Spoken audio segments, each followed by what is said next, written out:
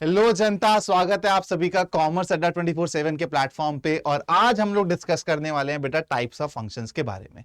Again it is a very crucial subtopic from board exam point of view, और यहां से आपको हर साल क्वेश्चन आते हुए दिखते हैं।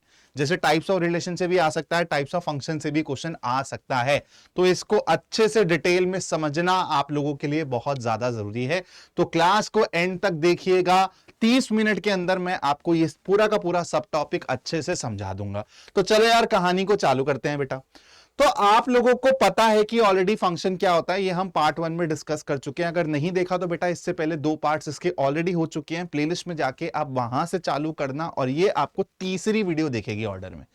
ठीक है। तो फंक्शंस क्या होते हैं बेटा? It is a special type of relation. आप लोगों को ये चीज पता है कौन से रिलेशन क्वालिफाई करते हैं फंक्शन जाने के लिए जो आपके दो कंडीशंस को सेटिस्फाई करे। पहली कंडीशन क्या होती है बेटा कि सेट ए में आपका कोई सा भी एलिमेंट छूटना नहीं चाहिए। मतलब आपको सेट ए में सारी की सारी वैल्यूज को इनपुट की तरह डालना पड़ेगा फंक्शन में। ठीक है। उसके बाद बेटा आपका दूसरी कंडीशन क्या होती है, जो मैंने आपको बताई थी। दूसरी कंडीशन होती है कि one and only one image वाला कॉन्सेप्ट आप लोगों को देखना पड़ेगा। मतलब अगर मेरे पास कोई इनपुट है x, उसकी आउटपुट है y। ठीक है। मान लो मैंने x को किसी फंक्शन के अंदर डाला तो मेरे को आउटपुट मिल गई y, है ना। मैपिंग की तरह, मशीन की तरह मैं आपको विजुअलाइज करा चुका हूं इसको। और अगर मैं बोलता हूं बेटा कि सेम इनपुट पे मेरे को एक दूसरी वैल्यू y डैश भी मिल जाती है, तो आप बोलोगे कि सर ये अगर फंक्शन है ना तो दिस इज नॉट अलाउड। अगर ये फंक्शन है तो this is not allowed. Function की कंडीशन ही क्या है कि बेटा एक इनपुट पे आपको एक आउटपुट मिलेगा। दो डिफरेंट इनपुट्स के लिए सेम आउटपुट हो सकता है। अगर मैं बोलूं बेटा कि x1 मेरा इनपुट है तो मेरे को y आउटपुट मिल रही है, x2 मेरा इनपुट है तो भी मेरे को सेम आउटपुट मिल रही है। ठीक है। तो ये चीज बेटा आप लोगों की पॉसिबल है, इसमें कोई भी दिक्कत नहीं है हमको, है ना। ऐसा हो सकता है, लेकिन एक इनपुट, सेम इनपुट, दो आउटपुट वैल्यू नहीं दे सकती। इस चीज से हम लोगों को परेशानी हो जाएगी। आप लोगों ने 11th में एक वर्टिकल लाइन टेस्ट भी पढ़ा होगा।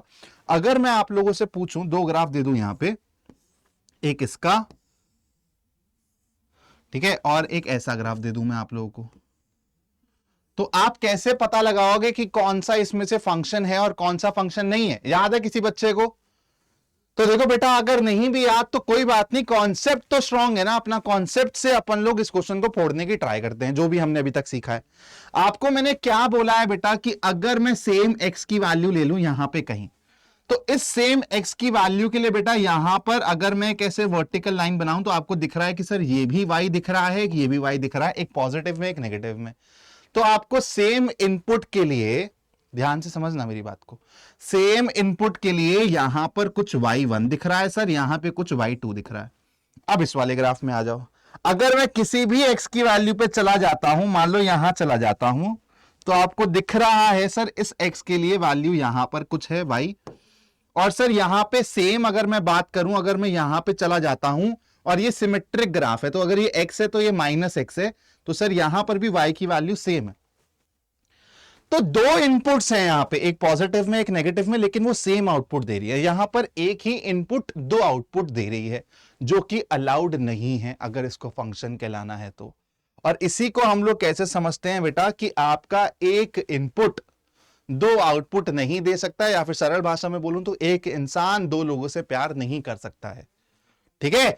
और इसको हम कैसे समझेंगे कि दो इंसान का प्यार सेम हो सकता है? ठीक है। क्योंकि कॉन्सेप्ट क्या है, one and only one image. तो यहां पे x की दो इमेजेस हो गई जो कि नहीं अलाउड है। यहां पे x1 की भी वन एंड ओनली इमेज ये है, इसकी भी वन एंड ओनली इमेज ये है। चाहे वो कॉमन हो जाए, उससे हमें कोई दिक्कत नहीं है, वायलेशन नहीं हो रहा। तो आई होप आपको वर्टिकल टेस्ट भी याद हो गया होगा। तो अगर मैं बात करूं इन दोनों केसेस की, तो आपको पता है कि सर ये अलाउड नहीं है, ये मेरा अलाउड है। क्लियर है?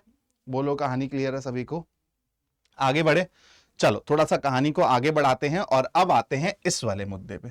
अरे पीछे क्यों चले गए? हाँ, इस वाले मुद्दे पे। कौन से मुद्दे पे? टाइप्स वाले मुद्दे पे। ध्यान से समझना, बहुत इंपॉर्टेंट है ये, और इससे बहुत सारे आपके क्वेश्चन, शॉर्ट आंसर टाइप के क्वेश्चंस या फिर ऑब्जेक्टिव क्वेश्चंस आपको एग्जाम में देखने को मिल सकते हैं बच्चों। चलो, तो सबसे पहले बात करते हैं वन वन फंक्शन की। बेटा जैसे इसका नाम ही सजेस्ट कर रहा है कि सर इसका शायद अगर हम विजुअलाइज करने की कोशिश करें, अभी इसको लैंग्वेज को छोड़ दो और यहां पे देखो क्या हो रहा है। ये मेरा एक सेट ए है बेटा, ये मेरा एक सेट बी है। सेट ए में मैं मान लेता हूं मेरे पास 1 2 3 4 ऐसे 5 एलिमेंट्स हैं, और सेट बी में बेटा मेरे पास ए बी सी डी और चलो 4 ही एलिमेंट्स रख लेते हैं, काम करते हैं, ठीक है 4 ही एलिमेंट्स रख लेते हैं। तो अब आप मेरे को एक बात बताओ, अगर मैं बोलूं कि 1 की इमेज ए है, मतलब 1 को जब मैं अंडर द फंक्शन एफ डाल रहा हूं तो मेरे को आउटपुट ए मिल रहा है, इसका मतलब ये है। 2 की इमेज बी है, 3 की इमेज सी है, 4 की इमेज डी है और 5 की इमेज भी डी है, 5 की इमेज भी डी है। अब जरा इसको ध्यान से इसका नाम पढ़ो, क्या है 1 1, या फिर इसको एक और नाम से पुकारा जाता है, दैट इज इंजेक्टिव फंक्शन। अगर मैं बात करूं 1 1 की तो मतलब हर एक इनपुट आपको एक आउटपुट देगा, ठीक है। सबसे पहले तो आपको ये चीज पता ही है। 1 1 और क्या चीज बताता है आपको कि सबसे पहले तो भैया जी ये डिसाइड करो कि ये फंक्शन है या नहीं है। आप लोग देख पाओगे कि हां सर हर एक की unique one and only one image है, इन दोनों की सेम इमेज है, कोई बात नहीं सर, वो हम अलाउ कर देते हैं ना, वो हमारी कंडीशंस को वायलेट नहीं कर रहा है। लेकिन 1 1 जब केस होगा ना, इसका मतलब क्या है कि आपकी किसी दो इनपुट्स की भी सेम इमेज आप नहीं लोगे। क्या बोला? 1 1 का मतलब ही क्या है कि एक का नाता एक से होगा। जैसे यहां पे 2 का नाता एक से हो गया ना बेटा, ये आप इसको फंक्शन तो बोलोगे लेकिन 1 1 फंक्शन नहीं बोल पाओगे। क्यों? क्योंकि यहां पे 2 का नाता एक से हो गया है। क्लियर है? अगर मैं यहां पर बेटा, अगर मैं यहां पर इसको मिटा के एक और एलिमेंट डाल के इसका नाता इससे कर दूं, तो अब ये क्या है? This is an example of 1 1 function. This is an example of 1 1 function. समझ आई बात को? क्या बोला? हम लोग जब 2 इनपुट्स का नाता, 3 इनपुट्स का नाता, 4 इनपुट्स का नाता एक आउटपुट से रखते हैं तो वो फंक्शन तो कहलाता है, हमको पता है, क्योंकि वो कंडीशन वायलेट नहीं कर रहा। लेकिन वो 1 1 फंक्शन नहीं कहला पाएगा। 1 1 फंक्शन क्या होता है कि आपको एक का नाता एक से दिखे, 1 to 1 कॉरेस्पॉन्डेंस दिखे, ठीक है, 1 to 1 कॉरेस्पॉन्डेंस दिखे, इसको बोलते हैं। अब आप ये डेफिनेशन पढ़ोगे ना बेटा तो आपको क्लियर हो जाएगा बिल्कुल ही। A function f from A to B. अब बेटा ये क्या होता है? इसको बोलते हैं हम लोग डोमेन सेट, याद है ना सभी को। और इसको क्या बोलते हैं बेटा? कोडोमेन सेट, ठीक है। और आपकी कोडोमेन में से जो भी एज इमेजेस सिलेक्ट होती हैं, एज आउटपुट सिलेक्ट होती है, उनके सेट को क्या बोलते हैं? रेंज बोलते हैं। Is set to be 1 1 if the images of distinct elements of A under F are distinct। अलग होनी चाहिए। जैसे 4 और 5 की पहले सेम इमेज आ रही थी तो इसलिए उसको 1 1 नहीं बोलते थे, तो इसलिए आपको एक का नाता सिर्फ एक से रखना है, डिस्टिंक्ट रखना है, ठीक है, डिस्टिंक्ट रखने हैं नाते, किसी भी नाते को आपको मिलाना नहीं है। समझ आ गई बात? क्लियर है इतनी कहानी? तो चलो 1 1 फंक्शन के बारे में बात कर ली। अब यहां पे क्या लिखा हुआ है भाई? सर इसका मतलब भी समझा दो। इसका मतलब है अगर आप कभी भी प्रूफ करना चाहो ना, तो आप कैसे प्रूफ करोगे बेटा कि अगर मैं बोल दूं कि मेरी 2 इमेजेस, मान लो कि जैसे एफ ऑफ ए और एफ ऑफ बी, यहां पे जैसे हो जाएगा बेटा, यहां पे इसने ए और बी को इनपुट्स लिया हुआ है, लेकिन मैंने यहां पे 1 2 3 4 इनको इनपुट्स लिया हुआ है। अगर मैं आपको बोल दूं F of 1 is equal to F of 2 है, अगर मैं ये एज्यूम कर रहा हूं, अगर मैं ये एज्यूम कर रहा हूं, तो आप एक तरीके से सोच रहे हो कि 1 और 2 की इमेज सेम है। अब अगर फंक्शन 1 1 है तो बेटा ये पॉसिबल नहीं है, क्योंकि अब आप यहां पे 2 का नाता एक से कर रहे हो, है ना। तो 1 1 फंक्शन नहीं है। तो अगर ये फंक्शन को 1 1 होना है तो इसका मतलब क्या होगा कि आपकी जो इनपुट है वो एक्चुअली सेम ही है, ठीक है, इनपुट जो है वो सेम ही है, वही इसने यहां पे लिखा हुआ है। तो आप क्या करोगे? सबसे पहले एज्यूम करोगे कि यार 2 एलिमेंट्स की इमेज सेम है, और फिर दिखा दो कि भाई साहब ऐसा पॉसिबल ही नहीं है क्योंकि ये एलिमेंट्स ही सेम है, इसलिए ये 1 1 फंक्शन है। क्लियर? चलो थोड़ी सी कहानी को और आगे बढ़ाते हैं और आते हैं नेक्स्ट फंक्शन पे, मैनी टू वन फंक्शन। अब आप लोग इसको नाम से ही ना जज कर पाओगे, आप इसको नाम से ही जज कर पाओगे। जैसे 1 1 फंक्शन में क्या था बेटा कि एक का नाता आपको एक से ही रखना था, डिस्टिंक्ट नाता रखना था। मैनी टू वन फंक्शन में क्या है, जो मैंने पहला एग्जांपल दिया था ना पिछली बारी, क्या एग्जांपल दिया था कि अगर सर ये सेट ए है और ये सेट बी है, इसमें मान लो 1 2 3 4 है बस, और इसमें मान लो ए बी सी है कुछ, तो आपने 1 का नाता ए से मिला दिया, 2 का नाता भी ए से मिला दिया बेटा, 3 का नाता बी से मिला दिया, 4 का नाता सी से मिला दिया। तो आपको दिख रहा है यहां पे 1 और 2 मेरी एक कॉमन प्यार को चूज कर रहे हैं। तो ये फंक्शन 1 1 तो नहीं हुआ, हमको ये हम लोग ऑलरेडी डिस्कस कर चुके हैं कि 1 1 फंक्शन में इन दोनों की एक डिस्टिंक्ट इमेज होनी चाहिए, कॉमन इमेज नहीं हो सकती। तो मैनी वन क्या कहता है बेटा, मैनी टू वन, जैसे वहां पे देखो एक का एक से, यहां पे क्या है मैनी टू वन दिख रहा है, मैनी टू वन। तो जब आपको दिखे कि एक से ज्यादा आपकी इनपुट्स सेम आउटपुट दे रही हैं, तो उसको क्या बोलते हैं बेटा, मैनी वन फंक्शन बोलते हैं। क्या बोलते हैं, मैनी वन फंक्शन बोलते हैं। अब आपको ये डेफिनेशन बहुत अच्छे से समझ आ जाएगी। A function from A to B is said to be many to one if two or more elements of A maps to the same element of B। मतलब एक से ज्यादा इनपुट्स की जब सेम इमेज दिखने लगे, सेम आउटपुट दिखने लगे, तो हम उसको मैनी टू वन फंक्शन बोल देते हैं। क्या बोल देते हैं बेटा, मैनी टू वन फंक्शन बोल देते हैं। अब आप लोगों ने एक चीज नोटिस करी होगी, सर आपने जो पिछला एग्जांपल दिया था वहां पर भी आपने कोडोमेन के सारे एलिमेंट्स को इमेज बना दिया था, और आपने सर यहां पर भी कोडोमेन के सारे एलिमेंट्स को इमेज बना दिया, लेकिन ये जरूरी तो नहीं है ना बेटा, क्योंकि इनपुट पे डिपेंड करता है कि मेरी रेंज क्या होगी।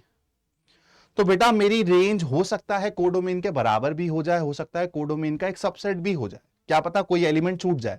ये हमारी फंक्शन की कंडीशन नहीं होती है। फंक्शन की कंडीशन क्या होती है, यहां पे कुछ नहीं छूटना चाहिए, यहां छूट जाए कोई दिक्कत नहीं है ना। जो हमारी आउटपुट होगी उसका कलेक्शन हमारा रेंज हो जाएगा। क्यों समझा रहा हूं मैं, क्योंकि अब हम लोग नेक्स्ट जो पढ़ने वाले हैं टाइप ऑफ फंक्शन, वो इसी पे ही डिपेंड करता है। सबसे पहले आप इस वाले डायग्राम को डिकोड कर लो मेरे साथ। तो आपने देखो क्या किया हुआ बेटा, ए और बी को एक कॉमन इमेज दे रखी है 2, that means many to one आप विजुअलाइज कर सकते हो। और सी का साथ किसने दिया हुआ, एक ने। और ये क्या हुआ है भैया जी, ये लेफ्ट ओवर है, छूटा हुआ है, कोई दिक्कत नहीं है। इससे हम लोग ये नहीं बोलेंगे कि बेटा ये छूट गया तो अरे सर ये तो फंक्शन नहीं हुआ। आपको पता है ये कंडीशन नहीं थी हमारे फंक्शन कहलाने की, ठीक है। तो यहां पे ये आदमी छूट भी गया तो कोई दिक्कत नहीं है। अब चलते हैं बेटा हम लोग नेक्स्ट फंक्शन पे, that is onto function, और इसका एक दूसरा नाम है सर्जेक्टिव फंक्शन। अभी डेफिनेशन को छोड़ दो, पहले समझो फिर डेफिनेशन पढ़ेंगे, अपने आप समझ आ जाएगा आपको। तो आपको इस चीज को समझना है, ऑन टू फंक्शन क्या है बेटा, ऑन टू फंक्शन और कुछ भी नहीं है। अगर आपका सारे के सारे एलिमेंट्स एज इमेज आते हुए आपको दिख जाएं, मतलब अगर अब मैं बहुत सरल भाषा में बोलूं, अगर आपकी कोडोमेन रेंज के बराबर हो जाए ना, बहुत सिंपल है बेटा, अगर आपकी कोडोमेन रेंज के बराबर हो जाती है तो आप उसको क्या बोल देते हो, ऑन टू फंक्शन बोल देते हो। मतलब ऑन टू फंक्शन जब भी होगा आपको कोई सा भी एलिमेंट सेट बी में छूटा हुआ दिखाई नहीं देगा। अब आप एक बार इसकी डेफिनेशन को पढ़ो, a function a to b is said to be onto if every element of b is the image of some element of a under f, that is for every b belonging to set b there is a belonging to set a such that f of a is equal to b। मतलब हर element की कोई ना कोई image मौजूद है हमारे set B के अंदर, और कोई सा भी एलिमेंट छूट नहीं रहा है, ठीक है, कोई सा भी एलिमेंट छूट नहीं रहा है, यही इसने यहां पे लिखा हुआ है। तो अगर आपको ऐसा दिखे कि कोई सा भी एलिमेंट आपको दिख रहा है, जैसे एरो डायग्राम में दिखे कि यार कोई एलिमेंट एज इमेज नहीं दिख रहा है, तो वो ऑन टू फंक्शन नहीं होगा, ठीक है। ऐसे ही बेटा एक ना इनटू फंक्शन भी होता है जो आपके एनसीईआरटी में नहीं है, तो वो मैं आप लोगों को टास्क दे रहा हूं, ठीक है। आप लोग खुद से भी तो कुछ चीजें सीखने की कोशिश करोगे ना, तो इनटू फंक्शन के बारे में आप गूगल करके पढ़ना और देखना कि वो क्या होता है। मैं कुछ भी नहीं बताऊंगा इसके बारे में आपको, ठीक है, कुछ भी नहीं बताऊंगा। ये आपकी रिस्पॉन्सिबिलिटी है कि कुछ चीजें आप खुद भी सीखो। अब बेटा अगर मैं आप लोगों से बोल दूं कि चलो, इससे पहले ना मैं आप लोगों से कुछ सवाल करता हूं। यहां पे अगर मैं यहां पे आपको एक एरो डायग्राम दे रहा हूं तो आप बताना कि ये किस टाइप का फंक्शन है, ठीक है। ये है मेरा सेट है बेटा, ये है मेरा सेट बी। तो मैंने इसको बोल दिया 1 2 3 4 एलिमेंट ले ले, और इसको अगेन बोल दिया मैंने कि ए बी और सी, और चल एक काम करो डी एलिमेंट ले ले। तो मैंने एक का नाता इससे कर दिया, दो का नाता इससे कर दिया, तीन का नाता इससे कर दिया, चार का नाता इससे कर दिया। ठीक है, सीधा सीधा देख के बोर हो जाते हैं ना, तो मैंने क्रिस क्रॉस कर दिया इस बारी। तो क्या आप मेरे को बता सकते हो what type of function is it? What type of function is it? जल्दी बताओ, जल्दी से बताओ, कौन से टाइप का फंक्शन होगा दोस्तों ये? तो आपको पता है ऑलरेडी, आपने ये फिगर आउट कर लिया है कि भैया जी ये सबके सब एक से एक का नाता दिखा रहे हैं। किसी भी इनपुट की, किसी भी दो इनपुट की सेम इमेज नहीं है, मतलब सभी इनपुट की डिस्टिंक्ट इमेज है। तो मतलब सर ये तो हो गया वन वन फंक्शन। कुछ बच्चे यहीं पे ही रुक जाएंगे और बोलेंगे सर ये वन वन फंक्शन है। बेटा ये वन वन फंक्शन के साथ साथ ना ऑन टू फंक्शन भी है। अगर आप देखोगे तो हर एक एलिमेंट की आपको इमेज बी में दिख रही है ना? हर एक एलिमेंट की इमेज आपको सेट बी में दिख रही है, और सेट बी में सारे के सारे बंदे इंक्लूडेड है। For every B belongs to B, every is the keyword here. ठीक है, कि सारों के सारों की दिखे भैया जी, सारे के सारे एज इमेज दिखने चाहिए। तो आपको समझ आ गया कि सर ये तो वन वन भी है, ऑन टू भी है, तो इसको क्या बोलते हैं बेटा? One one plus onto function. One one plus onto function. अब ये बहुत स्पेशल टाइप का फंक्शन होता है। ठीक है, बहुत स्पेशल टाइप का फंक्शन होता है, क्योंकि यहां पे आप लोगों को ना इसका यूज आपको बाकी चैप्टर्स में भी दिखेगा। जैसे आपको इनवर्स ट्रिग्नोमेट्रिक फंक्शन में ऑलरेडी पढ़ा चुका हूं, तो आपको पता है कि वहां पर हमने one one plus onto function के बारे में थोड़ा सा डिस्कस किया था, और ये जाना था कि अगर हमको इनवर्स निकालना है तो वो one one onto function होना चाहिए, है ना? अगर हमको किसी भी फंक्शन का इनवर्स निकालना है तो वो function one one onto function होना चाहिए। ठीक है, नेक्स्ट पार्ट में मैं बेटा इसी के बारे में डिस्कस करूंगा कि आपके इन्वर्टिबल फंक्शंस को कैसे आप समझते हो, उसके बाद कॉम्पोजिशन ऑफ फंक्शंस, इसी के ऊपर हमारा नेक्स्ट लेक्चर होने वाला है। कहानी क्लियर है? तो बेटा अब जो आपको नेक्स्ट पेज पे दिखने वाला है वही है जो हमने समझा है, और इसको और किस नाम से बुलाते हैं बेटा? आपको बहुत बारी बाइजेक्टिव फंक्शन यूज होता हुआ दिखेगा क्वेश्चंस में भी, तो आपको अपने आप समझ जाना है कि एग्जामिनर क्वेश्चन सेट करने वाला one one onto function की बात कर रहा है। तो one one onto function क्या है बेटा? Function f A to B is set to be one one onto, और a bijection if a function is both one one and on to.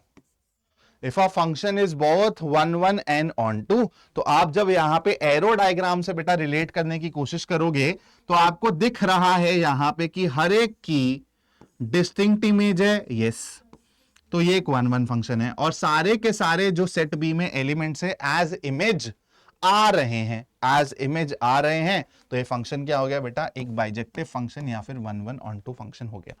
इस फंक्शन की significance, importance ये हम लोग next lecture में डिस्कस करेंगे। चलो एक फटाफट से एक क्वेश्चन को कर दो, और फिर इस पार्ट को मैं यहीं पे एंड करके आप लोगों को नेक्स्ट पार्ट में मिलूंगा, जहां पे हम लोग composition of functions, invertible functions और कुछ इंपॉर्टेंट क्वेश्चंस करेंगे। उसके बाद आपका रिलेशंस एंड फंक्शन समाप्त हो जाएगा। ठीक है, चलो तो इस क्वेश्चन को ट्राई करो। मैं आप लोगों को 30 सेकेंड्स दे रहा हूं, क्योंकि क्वेश्चन बहुत ईजी है, देखते ही विजुअलाइज हो जाएगा। तो फिर उसके बाद हम लोग इस क्वेश्चन को डिस्कस करेंगे कि भाई करना कैसे है ये क्वेश्चन। अब आपको सेट ए के एलिमेंट्स दिए हुए हैं, सेट बी के एलिमेंट्स दिए हुए हैं, और फंक्शन दिया हुआ है बेटा कि किसके बराबर है? 1 4 2 5 3 6। मतलब आपको दिख रहा है कैसे कौन किससे रिलेटेड है। Is a function from A to B, state whether F is one one और ऑन टू। तो सबसे पहले तो आप एक काम करो, मेरे साथ ना एरो डायग्राम बना लो और इसको विजुअलाइज कर लो। ठीक है, तो अगर मैं बात करूं सेट ए और सेट बी की बच्चा, तो इसमें 1 2 3 तीन एलिमेंट्स है, इसमें 4 5 6 7 एलिमेंट्स है। अब आपको बेटा एफ, देखो इसका मतलब क्या है, इसको पढ़ते कैसे हैं कि F of 1 is equal to 4। इसका मतलब और कुछ नहीं है बेटा, F of 1 is equal to 4। ठीक है, ये चीज मैंने आपको सिखाई थी। y is equal to F of X क्या होता है बेटा?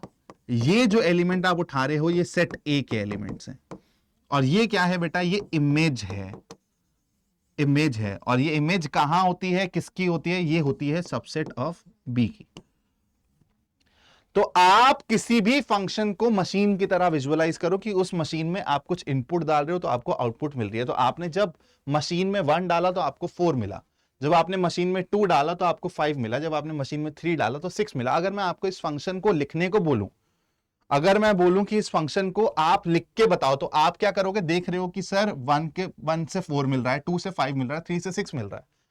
तो क्या यहां पे आपको दिख रहा है जो आपकी आउटपुट है वो इनपुट से 3 ज्यादा है?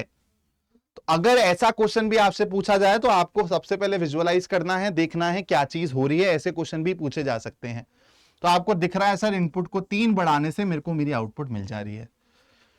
तो अब बेटा मैं एरो डायग्राम से इसको विजुअलाइज करूं तो 1 की मैपिंग कहां हो रही है बेटा? 4 पे हो रही है। 2 की मैपिंग कहां हो रही है? 5 पे हो रही है। 3 की मैपिंग कहां हो रही है? 6 पे हो रही है।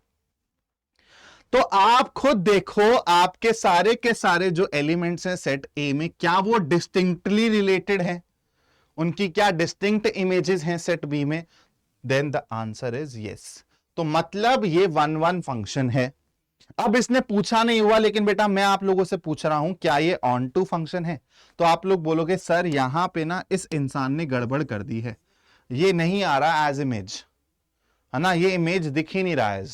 तो मतलब सर ये ऑन टू फंक्शन नहीं है, ऑन टू फंक्शन नहीं है, 1-1 फंक्शन है।